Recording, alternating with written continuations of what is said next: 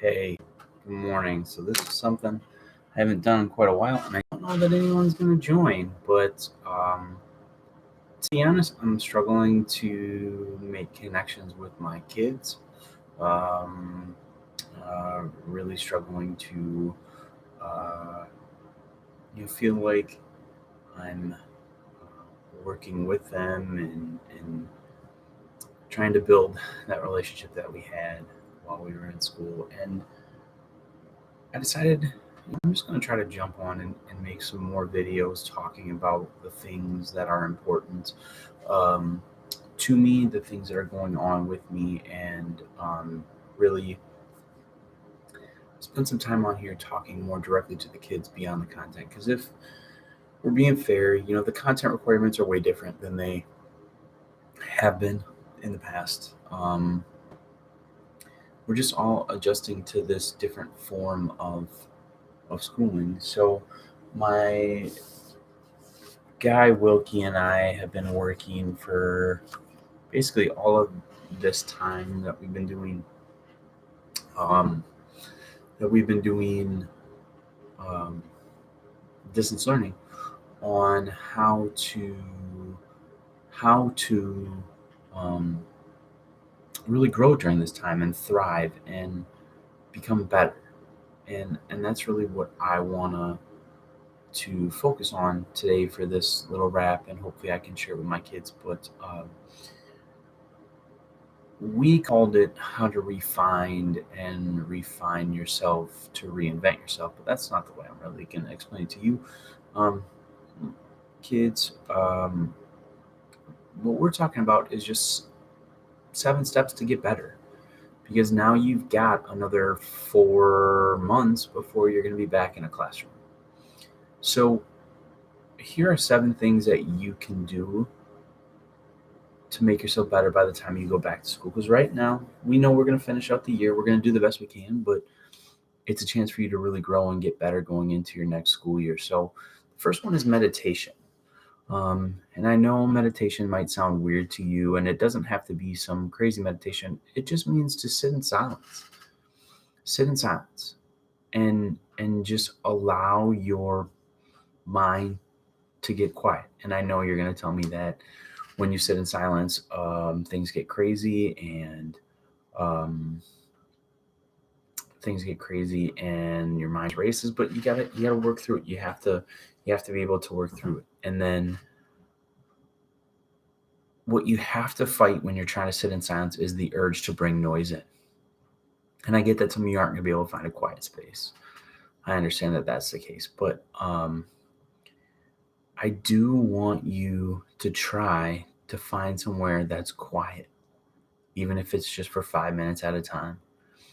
And when all the noise floods in your own brain, you just got to let it kind of be and try to dismiss it, but really try to practice this every day. You'll be amazed at how you'll view the world differently when you can kind of let all the noise quiet down. And while you're doing that, um, try to get a good view of where you're at. I mean, because you're in a strange spot now to where you're probably never going to set foot back in our school, and you're going to have basically 5 months off between, not off, but you're going to have 5 months outside of school before you start at a brand new school and high school. And it's a really, really hard transition. So take the time when you're sitting in silence to really think about where you're at and how you're feeling about those things. And then as you're doing that, write some questions for yourself. They can be as simple as, how am I feeling? How am I feeling about school? How am I feeling about my home life? How am I feeling about my health, or whatever it might be? But you got to ask yourself some tough questions and really get a feel for, like, hey, this is where I'm at. And it's okay to say that you're bogged down or you're struggling or things like that. But if you don't find some silence for yourself and you don't find some time to really be alone with yourself and your thoughts, you're going to have a hard time. And you might have to give yourself a little tough love and say, you know what? I haven't been doing the things I should during this time. I've been watching too much TV or too much YouTube, and I haven't been eating good food. And Give yourself a little tough love. It's okay. You'll make it. So, what we ultimately wanted this video series to be, and it's a series on our podcast. My podcast, Value Adds Value, if you want to listen to the whole thing. But it's really because Wilkie and I, as adults and as educators, we want to make sure that when this thing is done, we are substantially better than what we've been. We don't want to come back to school the same people we were. We want to be better. So we too are setting some goals for ourselves. And this is a part of my goal for myself, is to really get better at putting out content for kids and for other teachers, and really making sure that the things I do have more quality, like there's some video editing and other stuff like that. So, but you don't have to set a goal to change your whole life and overhaul it.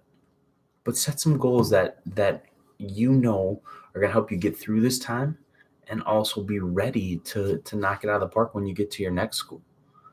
And I know if you're my student, you're going to begrudge me for saying this, but you got to get organized. And I know that's something I really struggle with, is getting organized. But what I'm talking about with getting organized is when you have a goal, get organized underneath it to what you need to get done. For me, talking about that goal of becoming better with video and content, I have to be editing content every day. And I'm starting with just getting really good at editing content down to the bare bones of what's really important. Getting rid of all the dead space, getting rid of all the words that don't matter, and really cutting things down to what's really important. And then I want to take the next step to adding some pictures in, and maybe just doing voiceovers and doing some different things. So I've got those small goals that I want to do. The next thing, and this is maybe the hardest thing that we're all dealing with right now, is to understand what your sphere of influence is, your sphere of control. So right now is a time where a lot of us feel like there's not very much in our control. But it's really important for us to recognize that above everything, my work ethic is under my control. My attitude's under my control. The choices I make are under my control. This is my number one thing. You always have a choice.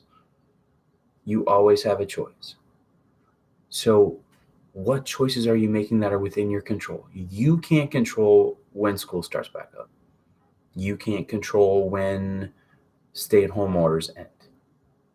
But you can control the choices you make. You can control the fact that you follow the guidelines when you go out. You can control the fact that you don't get in big groups of people. And you can control whether or not you choose to read more books, whether or not you choose to work out more, whether or not you choose to watch a little less TV and spend more time with your family, or whatever it might be. You have control over those things. So really recognize what things are in your control and what things are outside of it. And finally, embrace yourself. Don't be afraid to change. Don't be afraid to be a different person when this time ends, when you go to school, because you're going to be a different person when you go to high school. And I know for some of you, it's going to be difficult. It's going to be a change because you've been with the same kids for 9 years. But you'll be a different person no matter where you go. And that's a good thing. As people, we should always be changing and evolving and growing and learning. So I'm hoping that if I start doing more of this, that I can get some people reeled back in. And I just, to be fair, I miss y'all. I want to be in touch with y'all, and I want to do what I can to help you through this time. So 100% I got your back, no matter what it is. So if you need anything, you know where to find me.